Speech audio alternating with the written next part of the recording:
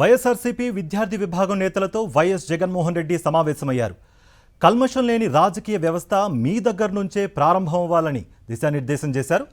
మంచి రాజకీయాలకు బీజం విద్యార్థి దశలోనే పడుతుందని, మీరంతా జెన్జీ తరంలో ఉన్నారు, భావితరాలకు మీరే దిక్సూచి అన్నారు వైఎస్ జగన్మోహన్ రెడ్డి. రాజకీయాల్లో తులసి మొక్కల్లా ఎదగాలి, పలానావాడు మా రాజకీయ నాయకుడని ప్రజలు కాలర్ ఎగరవేసుకునేలా మనం ఉండాలన్నారు వైఎస్ జగన్. ప్రతి విద్యార్థి ఉద్యోగాలు సంపాదించుకునే పరిస్థితుల్లోకి వెళ్లాలన్నారు. ప్రణాళికాబద్ధంగా అడుగులు వేయాలని సూచించారు. ఒక నాయకుడు నిజంగా తులసి మొక్కల్లా నిజంగా ఎదగాలి. రాజకీయాలంటే ఎలా ఉండాలి అని అంటే, ఫలానోడు మన రాజకీయ నాయకుడు, ఫలానివాడు మా నాయకుడు అని చెప్పి కాలర్ ఎగిరేసుకొని చెప్పే విధంగా కింద వాళ్ళు మన వైపును చూసే పరిస్థితి ఉండాలి. మన యంగర్ జనరేషన్ మన వైపు చూసేట్టుగా ఉండాలి. దట్ కెన్ ఓన్లీ హ్యాపెన్ మనలో ఆ గుణాలు కనిపించినప్పుడు, మనలో ఆ క్యారెక్టర్ కనిపించినప్పుడు మాత్రమే ఆ పరిస్థితులు వస్తాయి.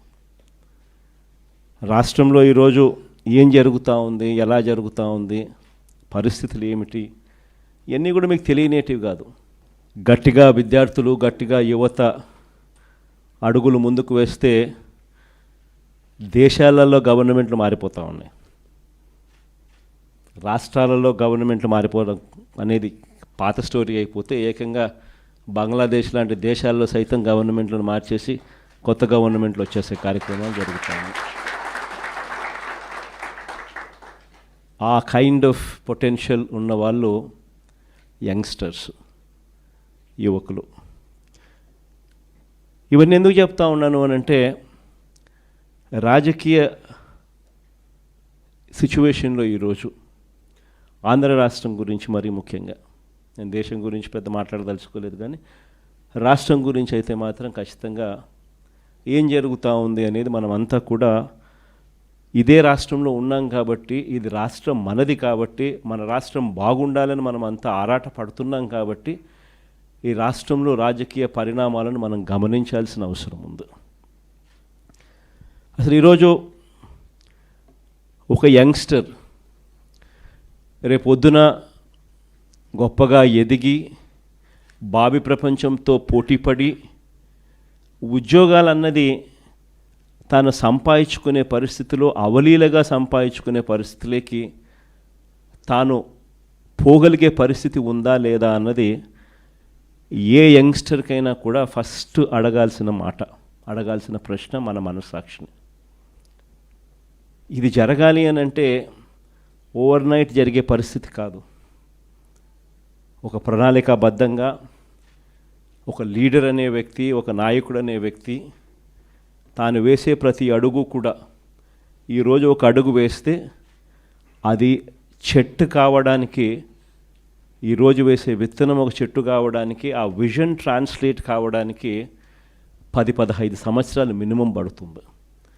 కానీ ఆ 10-15 సంవత్సరాల తర్వాత ఈరోజు వేసే విత్తనం కన్నా సరిగ్గా వేయకపోతే, ఈరోజు వేసే విత్తనం కన్నా సరిగ్గా కరెక్ట్ అయిన విత్తనం వేయకపోతే మాత్రం 10 సంవత్సరాలు 15 సంవత్సరాల తర్వాత కూడా మన బ్రతుకులు మారవు, ఇదే మాదిరిగానే ఉంటాం.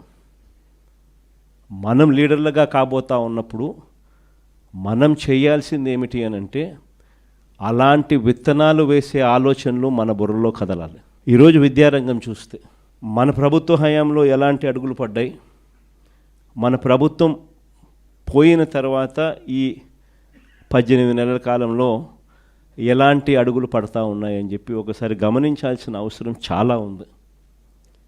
ఎందుకనంటే ఒకసారి తేడాగాన గమనించినట్లయితే మనము యంగ్స్టర్స్గా మన పాత్ర అన్నది ఎంత క్రిటికల్ అన్నది గుర్తుపెట్టుకుంటాం.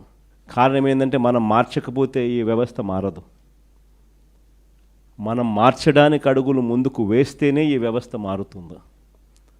మనం చూసేసి ఉన్నట్టు వదిలేసినామనంటే ఈ వ్యవస్థ ఎప్పటికీ లాగానే ఉంటుంది. మొట్టమొదటిసారిగా అడుగులు పడింది నిజంగా మన టైంలో పడ్డాయని చెప్పి మాత్రం నేను గర్వంగా చెప్పగలుగుతాను. ఎందుకంటే ప్రతి అడుగు కూడా ఫస్ట్ క్లాస్ చదువుతా ఉన్న పిల్లోడి దగ్గర నుంచి కేజీ నుంచి పీజీ దాకా కేజీ నుంచి ఆ పిల్లాడు గ్రాడ్యుయేషన్ అయ్యేదాకా ఆ పిల్లాడికి ఎలాంటి చదువులు ఉండాలి, ఎలాంటి భావితరంతో తాను పోటీ పడే పరిస్థితి వస్తుంది, ఆ పోటీలో తాను ఎలా నిలబడగలుగుతాడు, ఆ పోటీలో తాను నిలబడమే కాకుండా ఆ పోటీలో తాను విజయం సాధించాలి అని చెప్పి ఆలోచన చేసిన వ్యక్తులము ఒక్క వైఎస్ఆర్సీపీ ప్రభుత్వంలో మన హయాంలో మాత్రమే జరిగింది. మామూలుగా స్టూడెంట్స్ గురించి ఏ నాయకుడు, ఏ రాజకీయ నాయకుడు ఆలోచన చేయడు, ఎందుకంటే వాళ్ళకు ఓటు హక్కు లేదు కదా అనేది ఫస్ట్.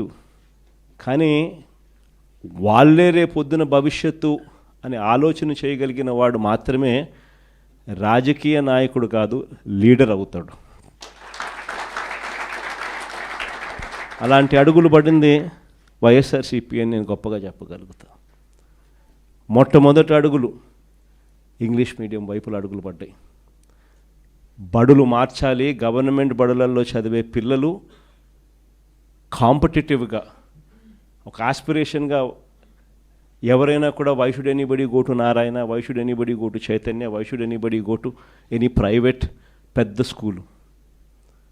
మన గవర్నమెంట్ స్కూళ్ళు ఎందుకు అలా లేవు, మన గవర్నమెంట్ స్కూళ్ళు ఎందుకు ప్రైవేట్ స్కూళ్ళతో పోటీ పడే పరిస్థితి ఎందుకు లేదు, గవర్నమెంట్ స్కూళ్ళ ప్రైవేట్ స్కూళ్ళతో పోటీ పడే పరిస్థితి వచ్చినప్పుడు, లేదా ప్రైవేట్ స్కూల్సే గవర్నమెంట్ స్కూల్స్తో పోటీ పడే పరిస్థితి తీసుకొచ్చినప్పుడు అప్పుడు పేదవాడి జీవితం బాగుపడుతుంది అన్నది మొట్టమొదటి సీడ్ అక్కడి నుంచి పడింది.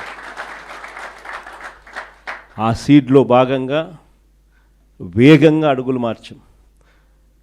మొట్టమొదటిసారిగా ఇంగ్లీష్ మీడియం తీసుకొచ్చాం, mandatory English medium, compulsory English medium స్కూల్స్గా English medium schools మార్చాం.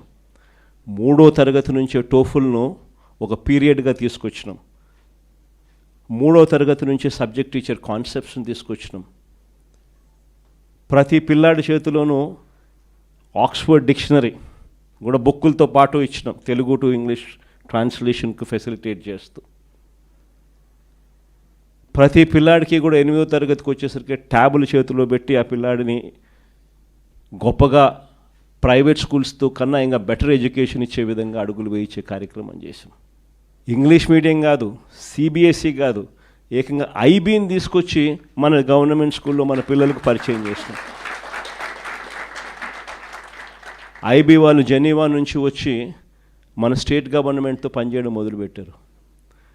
2025 first class, 2026 second class, 2027 third class and so on and so fourth పెట్టుకుంటూ 2035కి వచ్చేసరికి మన పిల్లలు 10th క్లాస్ ఎగ్జామ్ ఐబీలో రాసే విధంగా ఐబీ జెనీవా వచ్చి స్టేట్ గవర్నమెంట్తో పనిచేయడం మొదలుపెట్టింది. ఎందుకు ఇవన్నీ జరిగాయి?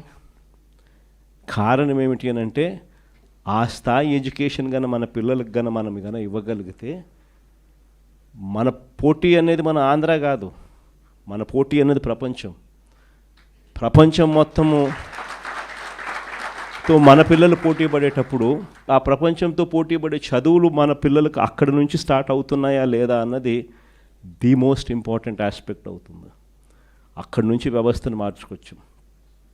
సరే, గోరుముద్ద ఇటువంటి అన్నీ కూడా చిన్న చిన్న మార్పులే అయినా కూడా నాడు నేడుతో శ్రీకారం చుట్టి అమ్మఒడి అనే పథకంతో పిల్లలను బడికి పంపించేదానికి తల్లులను మోటివేట్ చేస్తూ 75% అటెండెన్స్ను కూడా ఖచ్చితంగా మ్యాండేటరీగా తీసుకొస్తూ అక్కడి నుంచి స్టార్ట్ చేసిన మార్పులు అలా ముందుకు పోతూ హైయర్ ఎడ్యుకేషన్లోకి కూడా తీసుకుని పోయాం.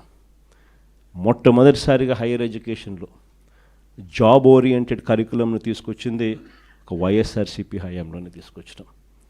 మొట్టమొదటిసారిగా మన చదువుల్లో లేనిదేమిటి, వెస్ట్రన్ చదువుల్లో అడ్వాన్స్డ్ కంట్రీస్లో ఉన్న చదువుల్లో ఉన్నదేమిటి అని మొట్టమొదటిసారిగా బేరీజు వేశాం. అక్కడ ఉన్న కోర్సులు ఇక్కడ ఎందుకు లేవు, ఎందుకు డిగ్రీ అన్నది ఇక్కడ నామకే వాస్తే చదువుగా ఉంది, ఎందుకు అక్కడ డిగ్రీ అనేది ఎందుకు వాల్యూ అనేది ఉన్నది అని చెప్పి అసెస్మెంట్ జరిగింది. ఎడెక్స్ అని చెప్పి ఒక సంస్థని తీసుకొని వచ్చి ఐవీ లీగ్ కాలేజెస్ అంటే ఈ స్టాన్ఫర్డు, ఎంఐటి, ఇవే కాకుండా ఎల్ఎస్సి, ఇటు పెద్ద పెద్ద యూనివర్సిటీస్ అన్నిటితో కూడా వాళ్ళ ఆన్లైన్ వర్క్, వాళ్ళ చదువులు, వాళ్ళ సర్టిఫికెట్లు, వాళ్ళ డిగ్రీలు మన కోర్సులో కరికులంలో భాగం చేస్తూ సర్టిఫికెట్లు కూడా వాళ్ళ దగ్గర నుంచి వచ్చేట్టుగా, క్రెడిట్స్ వాళ్ళు ఇచ్చేట్టుగా భాగస్వాములను చేస్తూ ఎడెక్స్ ద్వారా మన డిగ్రీలో కరికులంలో ఆన్లైన్ ద్వారా పార్ట్ చేస్తున్నాం. ఇది మొట్టమొదటి మార్పు, డిగ్రీలో క్వాలిటీ ఇంప్రూవ్ చేస్తూ. మొట్టమొదటిసారిగా డిగ్రీలో మ్యాండేటరీ ఇంటర్న్షిప్ తీసుకొచ్చినాం. మొట్టమొదటిసారిగా డిగ్రీకి వాల్యూ ఇస్తూ చదువులు ఉండేట్టుగా కాలేజీలన్నీ కూడా ఖచ్చితంగా నాక్ రిజిస్ట్రేషన్ వైపు అడుగులు వేయించాం.